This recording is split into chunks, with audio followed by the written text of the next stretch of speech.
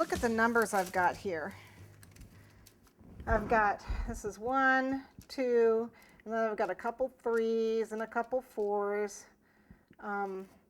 So I numbered these in the order from the background to the foreground. This is the petal that's closest to me, okay? And then that's second closest, and then the center, and then these are behind it. So that's how you're numbering them. I did the numbers from background to foreground, starting with number 1 as the furthest away, because that's the order I'm going to pipe it.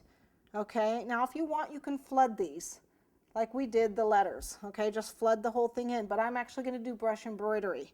The lotus is normally, well, in this one, it's actually, I mean, it's pink and white. The ones I've seen mostly have been white on the outside, have been pink on the outside with white in the center. That's the ones I've been seeing when I look them up. Look up pictures of lotus blossoms. So you can take artistic license with it, do what you want. I am actually going to do mine in all white.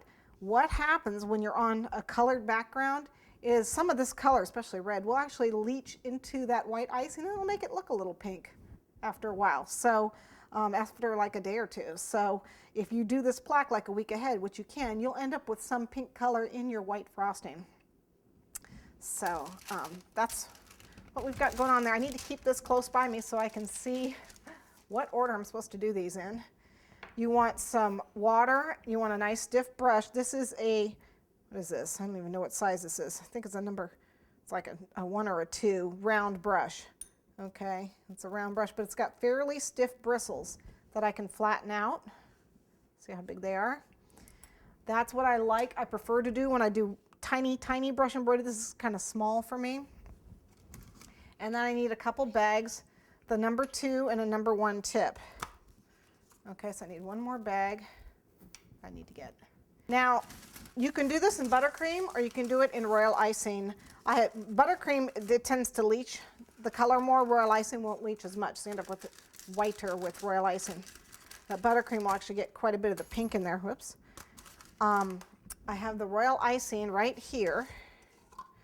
When you use royal icing to do this, you want some work time, enough work time with it. So you want to make sure you put just a little bit of piping belts, like, I don't know, it's like half a teaspoon to a cup, something like that, for working with the royal icing. And that's just so it doesn't dry out so fast. The piping gel, it doesn't have any grease in it, so it's not going to affect it, but it gives you work time, you know, kind of like the extender, you know, the glaze does when you're painting.